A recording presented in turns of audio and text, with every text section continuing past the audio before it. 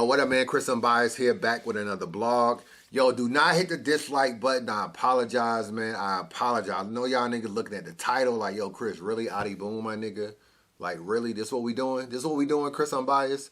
Bro, just bear with me, man. I apologize. There's some stuff I wanted to say about Adi Boom when I was sitting on the side watching this shit unfold that I never got a chance to blog about.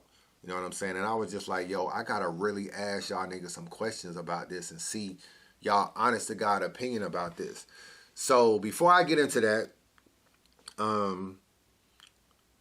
DNA and Lou Castro, bro. I just watched that battle probably a couple of days ago. That's a fire-ass battle. I don't know if y'all niggas watched that battle, but Lou Castro is really nice to me, man. I did not know he was that nice. When it comes to like the new niggas in battle rap, you got Jada Nightwing, For Me, Kid Chaos, Real Sick, and Lou Castro. Like those four to me kind of stand out. I know you got like Swamp and Don Marino and all these people, but I mean like as far as like rookies, I guess they would be considered rookies. I don't know, maybe Don Marino is considered a rookie too. So I feel like Lou Castro, bro, it's something about him. He got the aggression, the confidence, the swag. He got his own little remix style. I'm the best they get. Extra lit, electric shit. Bang, your chest get hit. Whip it, your ex get hit. Freak it, wear it out. Whip it, wear it out. Refresh the fit. Now, with the pot. You do a drive-by and your shit get shot. Leave everybody in that car cooking. Now you with the pot. You telling all them bets, okay? You telling. And I felt like he turned up on DNA. I got him not winning a battle, if I'm being honest. I do have DNA winning a battle. And maybe it's another blog we need to talk about, man, is where is DNA really at? And is he even considered for Mount Rushmore? Like, do y'all have him on y'all Mount Rushmore? I think it's something that we can talk about because my Mount Rushmore keeps changing. It used to be in kind of like a standard list, but when you look at like a lot of stuff people have accomplished, man, a lot of people are qualified for Mount Rushmore. And DNA is definitely one of them. So the question is does he meet that top four? But that DNA and Lou Castro battle, man, I might have to review that battle. You know what I'm saying? I think I got DNA winning 2-1, but it's a crazy battle. I need to know, bro, do y'all niggas got the URL app? I don't want to be recapping app battles and y'all niggas be telling me y'all ain't watched the battle. You know what I'm saying? Well, let's just be real. If y'all niggas ain't watching the battles, are y'all niggas just going off recaps and like, yo, are y'all niggas watching the Battle Fanatic dude and like listening to the bars through the video? Like, you know what I'm saying? Like, what are y'all niggas doing to watch the URL app? Or are y'all subscribed to the app? So I don't want to be recapping battles and y'all niggas ain't watched it. That shit is not cool at all. That's the thing about that app, bro. Like, I need to do a blog on that too. Like, that shit crazy. But anyway, Adi Boom. I want to do this blog on Adi Boom because I feel like Adi Boom represents 70% of America, bro. Y'all label Adi Boom as a snitch. Now, I'm not saying like 70% of America are snitches, but I'm saying like I feel like 7 out of 10 people will do something similar to what y'all think Adi Boom did. I guess that's what I'm saying. So if you take 10 individuals, I think only 3 of them will be 100% solid, and 7 of them will be like Adi Boom or do something in the Adi Boom situation. And let me tell you why. I'm gonna give y'all some scenarios. I'm gonna take y'all through some things real quick, and I want y'all honest to God opinion on this, bro. I want y'all honest to God opinion. Now, the worst thing you can have in a criminal case is a co-defendant. It's the worst thing you can have, bro. If you got a co-defendant and you fighting a criminal case, you probably got like a 20% chance of winning the case with a co-D. You know what I'm saying? Like, that shit is very hard to win a case. There's a law called party to a crime. That's a law in like probably every state. And I was watching this case where this dude was at home babysitting his son, bruh. The nigga was at home babysitting his son. 2 guys came over and was like, yo, we finna rob this dude down the street, but we need your truck to fit the stuff on there. He like, man, y'all niggas can take the truck. I'm staying here. Bro, them niggas got caught. He got the same charges that they got.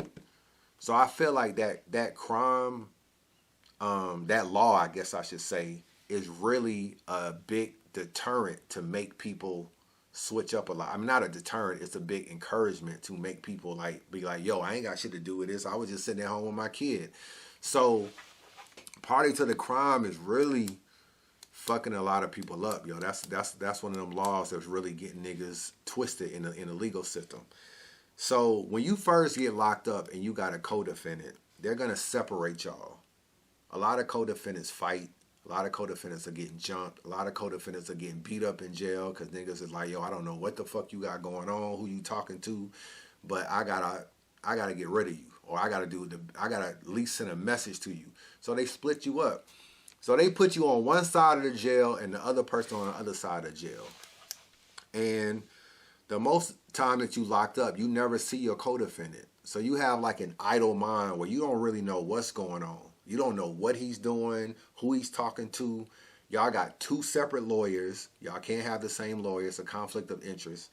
So you sitting over there and you kind of like on a case with somebody and you know like how you want to play the case. The problem is you don't know how he's going to play the case. Now, when y'all first get processed in and y'all sitting in a holding tank, he's telling you like, yo, my nigga, don't say shit. Yo, this is a story we telling. This is a story we telling right here. We sticking to it. The problem is you don't really be seeing dude for like a couple months, few months. You don't really know if he's staying solid or not.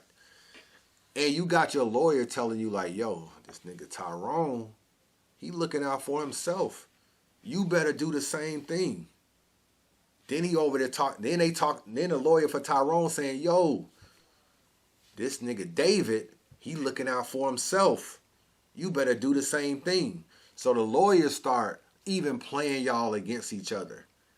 You know what I'm saying? Y'all go to court. Y'all be in separate buses. Y'all don't always be sitting together. Like he go in front of the judge, but you still in the holding tank. Then you go in front of the judge and he in the holding tank. And then you like, yo, I wonder what this nigga said when I wasn't in the courtroom. And it be like a lot of that different stuff. So you got a lot of stuff playing in your mind where you trying to figure out what I'm going to do. Now, when you get your support and your visits in jail, most of the time it's like your mother, your baby mama, your kids, whatever the case, they coming to see you. That's normally your support. Street niggas, to be real, don't support you, bruh. You know what I'm saying? If you like a Blood, a Crib, a GD, a Muslim, whatever it is, like all that is kind of like gangs in jail. Even Muslims, even though it's a religion, it's really like a gang. It's ran like a gang. Like them niggas is super deep in jail. And if you fuck with one Muslim, like them niggas gonna jump you. So street niggas ain't coming to the jail setting up video visits with other inmates. When they don't want to have nothing to do with the jail, but also they not putting money on niggas' books. They're not really looking out. But your mom holding you down. Your mom, your girl, your kid, you know, your son, your daughter, they holding you down. So it's a lot of niggas in jail that's looking at like the gang life and they thinking like, yo, when I came in, I was a Blood, but like ain't no Bloods really coming to see me. Ain't no Bloods putting money on my books. Ain't no Bloods holding me down. So why am I repping this flag and like I got locked up and niggas ain't even doing shit? Like I got big homies, I got all kind of stuff. They not doing nothing for me. The only people that come see me is my mom. That's the only thing that come see me, like my immediate family. So that start fucking with your head too. When you got a co-defendant, all kind of little shit start ticking you off about the co-defendant. I'm finna take you through some scenarios and I need y'all to tell me how y'all will handle these scenarios. These are real scenarios too. I'm not even making this up. Like this shit that I actually saw out my own eyes. Two people are locked up, right? Both of them don't have a bond. Then one on one side of jail, one on the other side of jail. This dude ain't seen his co-defendant in months. You know what I'm saying? Because you really don't be going to court that often, bro. I'm going to be honest with you. Part of the legal system is built to drag you so that it can like force you to want to give up and be dragged out. So you don't be going to court like every couple weeks, every month. You'll sit in jail and won't go to court for fucking 80 to 90 days. You just be sitting there. So you'll mess around and not see your co-defendant for a long time. So if he one of these people, if you don't have a bond, the best thing you can have in jail is snacks. It's the best thing you can have. If you got some snacks, you got some power. You got some bartering tools. Like, yo, I want to read your book. All right, I need a bag of chips. I'm not saying I was on that. I wasn't on that kind of time, but I'm just saying like you can get anything if you got food. You know what I'm saying? Niggas be knowing how to cut hair, like find like little things to cut hair and little razors they be sneaking in. All kind of shit, bro. If you got some snacks, a nigga loan you or give you anything just based on the snack. You know what I'm saying? So the best thing you can have is food. If you don't have no money on your phone, but you need a nigga to like loan you like a phone call, nigga might be like, yo, let me get a honey bun. So if you got food, you got a lot of pull in jail. You got clout. That food shit can get you in trouble because them Bloods and Crips can run in there and take your food and beat your ass and then be like, yo, and we dare you to tell. Like, we gonna not only take your food, we gonna eat it in front of you and dare you to tell. So this shit can really get real, you know what I'm saying? So, but if you got food, you got clout. But say you locked up with your codeine, you got no food, bro. No food, but you trying to hold this nigga down because you like, yo, we in this case together. I'm trying to hold this shit down. You go to medical and you run into your codeine. You like, damn, bro, you gaining weight. He like, yeah, man, nigga been eating. You know, in jail, they only give you 2,000 calories. That shit is very portion controlled. Like 4 ounces of chicken and 2 ounces of vegetables. Like, them niggas really, like, probably got like a 2-ounce spoon and shit. Like, you ain't getting nothing extra. So if you out on the street, you easily eat over 2,000 calories unless you on a diet. You know what I'm saying? You eat easily, like a soda or something is damn near like 200 calories. So it's very easy to get up to 2,000 calories and not even know it. When you in jail, you realize 2,000 calories ain't shit. You run through that. So in jail, you hungry a lot if you ain't got no food. You know what I'm saying? If you ain't got no commissary, you hungry a lot. So when you running your co-defendant and find out that nigga eating good. So, what? Come on, man. Shit, y'all better eat in Come this on, man. Good snack. Noodle, honey bun, all that shit. But you know we got there. You start getting a little envious. Like, damn, bro, why don't you holler at the officer, man, and send some honey buns my way. Send me some soups. Holler at your mama and, have her put some money on my books. You start getting a little envious because he's living a quote-unquote better jail life than you. But you might have been holding this charge for him. Or you might be a lesser party to the charge, but you trying not to tell to hold him down. The problem is you like, yo, I'm struggling. Not only am I in jail, but I'm fucking starving. You eating good, nigga, you didn't gain 15 pounds and shit. I'm locked up, nigga. Send me a honey bun. You ain't wrote me, you ain't done nothing. I ain't talked to you since 3 months ago when we went to court. That start playing with your mind. That's one scenario. Let me give you another scenario. Let's just say you and your co-defendant go to bond. They give both of y'all a $30,000 bond. You need $3,000 to get out, right? Your co-defendant bonds out. Now he on the street. You still locked up. Most of the time, your co-defendant ain't gonna bond you out though. It ain't like he gonna get on the street, run his money up, then like, yo, I'm finna go get my nigga out. Nah, he ain't doing that. He finna get on the street and get his life right. Do whatever he gotta do. But the problem is when you find out he bonded out, you like, yo, you not really holding me down in here. You not putting no money on the books. You not putting no money on the commissary. You ain't even bond me out. You ain't putting no money on the phone. You ain't do shit. I'm just sitting in here struggling. You bonded out. Then you call home. You talk to your homeboy. You like, yo, yeah, I saw that nigga Tyrone in the club. That nigga had 2 bad chicks with him, bro. That nigga had 2 bad chicks. And the nigga was throwing money like crazy. Had a couple bottles. Now you live it. You like, ain't no fucking way. I'm sitting in this motherfucker and he wilding out there. So you start getting a little envious. You like, yo, I'm holding this charge for him. You know what I'm saying? I'm trying not to tell. It was really him that set all this shit up. I was just a driver. This nigga bonded out and did this, but he ain't even put no money on my... At least if he wasn't going to bond me out, he could have put some money on my books. But that ain't what's going on. So, that's scenario number 2. The third scenario is a scenario of my bunkmate, bro. My bunkmate was with his cousin. His cousin had a probation violation. He was on probation. He didn't have a violation. He was on probation. Somehow they get pulled over, but they got drugs in the car. You know what I'm saying? They got perks. They got all kind of shit in the car. The dude says, yo, since my cousin got a probation, is on probation, I'm going to take the drug charge. But his cousin had to take the pistol charge. So now they both get locked up. One on drug charge, one on pistol charge. They go for bond. Now, his cousin, about a year before that, had pretty much, I guess he had like an injury situation where they had gave him like about 100 racks or something in a settlement. He had blew through like 70,000 racks in a year, just fucking off in the club, throwing money and shit, throwing not even ones, man. They nigga throwing 20s and shit at these bras in the club. So he only had like $30,000 left. They both got a bond. They bond was $50,000. I mean, not both, but one. My bunkmate got a bond of $50,000. He don't get a bond because anytime you're on probation and you catch a charge, like a gun charge, then you get a probation hold, and they're not gonna give you a bond. But he got a bond at $50,000. So he's telling me in the cell, he like, yo, I need my cousin to bond me out. I don't have no money.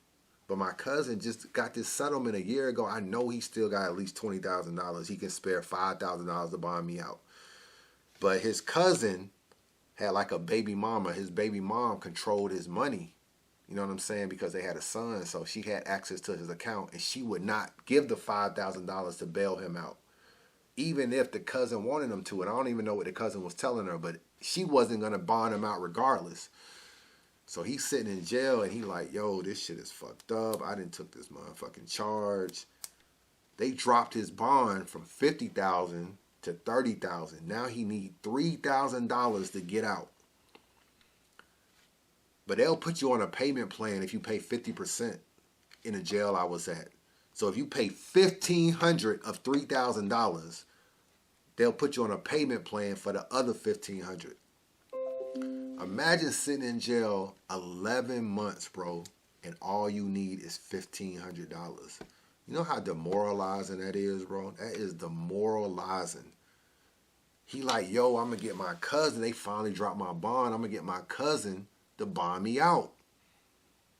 But his baby mom wouldn't bond him out.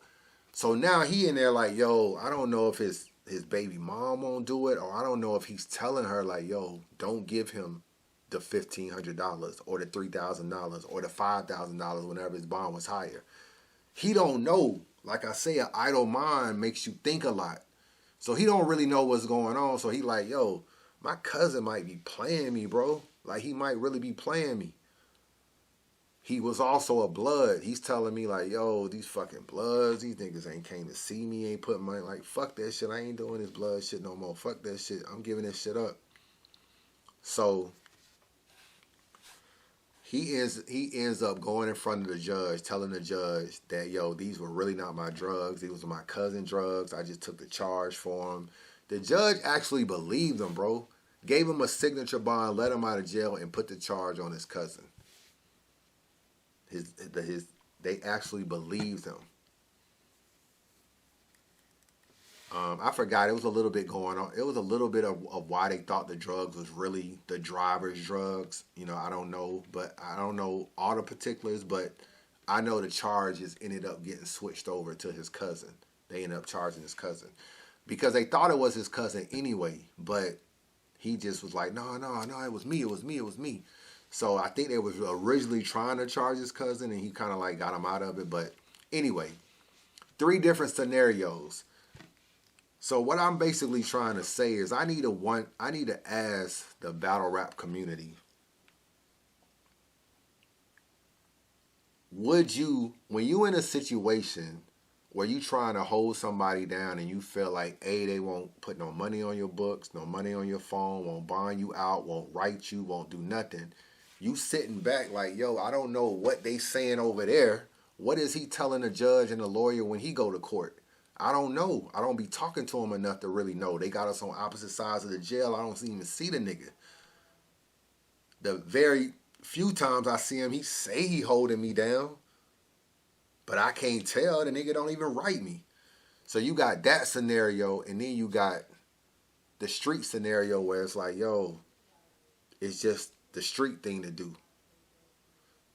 I feel like since I was in this situation, bro, and I see so many niggas that are Codees getting jumped, niggas don't ever keep it real, bro.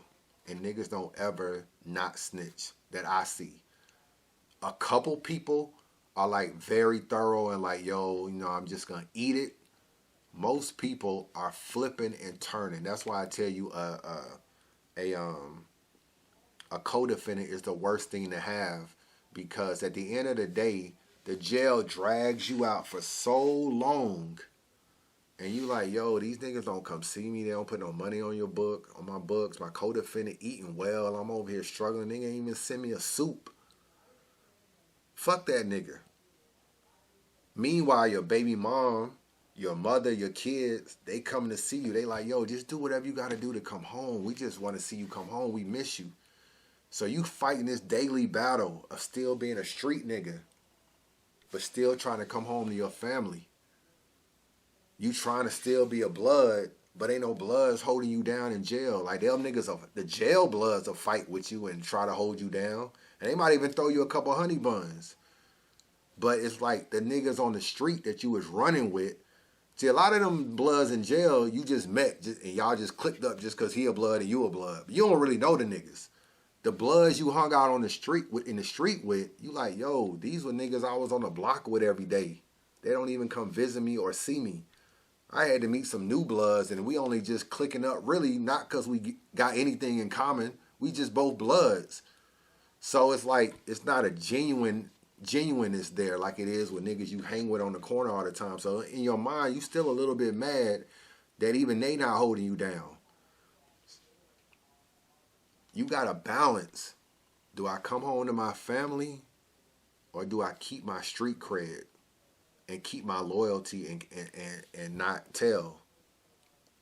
So I'm asking y'all, if you in that scenario, this ain't really about Boom, because I don't even know Boom's whole situation per se, and he may not even be any scenarios like these. I see so many people flipping in jail, flipping and turning, that it's barely any real people that's actually saying, you know what, I'm just going to eat the charge because I did something, and I'm just going to hold it down because I feel like that's what I should do. People aren't doing that. So when I tell you that out of 10 Americans, 7 of them are Adi Boom, I may be being generous. Really, it may be 8. The question is, are you if you were in those scenarios that I just gave you, would you be the 7 or would you be the 3? Because it's out of 10 Americans, 7 of them are Boom and 3 of them are just regular people that's going to stick to the code. Are you the 7 or are you the 3 if you was in them scenarios? A lot of people came down on Adi Boom, and rightfully so. Adi Boom really fucked himself up. What Adi Boom should have done, and he would have been, in my opinion, accepted back in battle rap, he should have just owned it. If Adi Boom would have told people like, yo, I was young, man, I really made a bad decision. I took some advice from my lawyer, you know what I'm saying? Like, you just don't know what it's like to sit in jail and just have like niggas you grew up with not even visiting you, not even putting no money on your books, your phone. And I got to get niggas I just met from battle rap like ARP to come hold me down when niggas I grew up with ain't even holding me down. What you expect me to do? You expect me to be loyal to some niggas that ain't even loyal to me? Like, niggas don't write me. They ain't really fucking with me in the jail. I'm just in there by myself. I got my mom coming to see me, telling me to come home. My lawyer telling me, like, yo, this nigga over here wilding. Even if he bluffing, he may be bluffing just to get me to get out of character. But he telling me that this nigga over here wilding, I don't know what he got going on.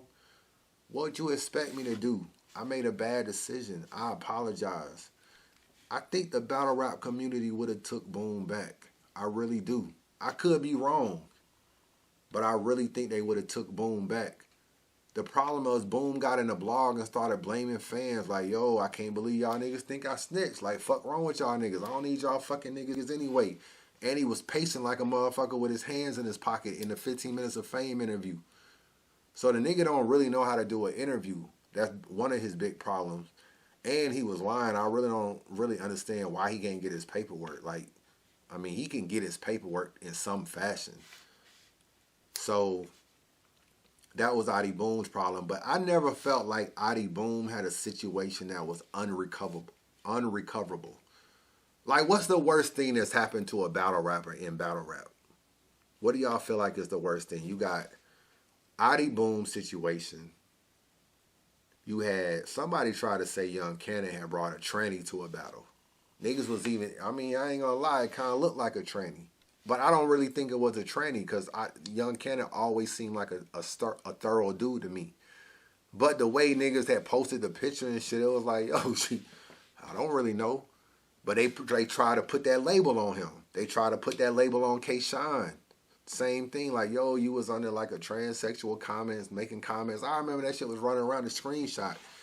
I try not to believe screenshots because they could be photoshopped so much. Like, niggas could really be on that shit. So I don't take no documents 100% seriously all the time.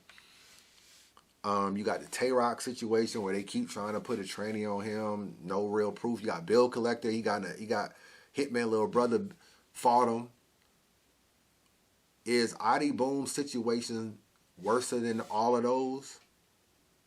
I don't really know. I feel like Adi Boom could have recovered, but he didn't really handle the situation right. You know what I'm saying? Part of you got to take accountability, and part of you got to be humble, and you got to just be apologetic and appreciative of just the people even listening to your story. But Adi Boom took the wrong route. You know what I'm saying? He really needed an untold truth if we being real. I could have saved Adi Boom. I'm like one of the only niggas that probably could have saved a nigga with an untold truth. That's really what Adi Boom needed.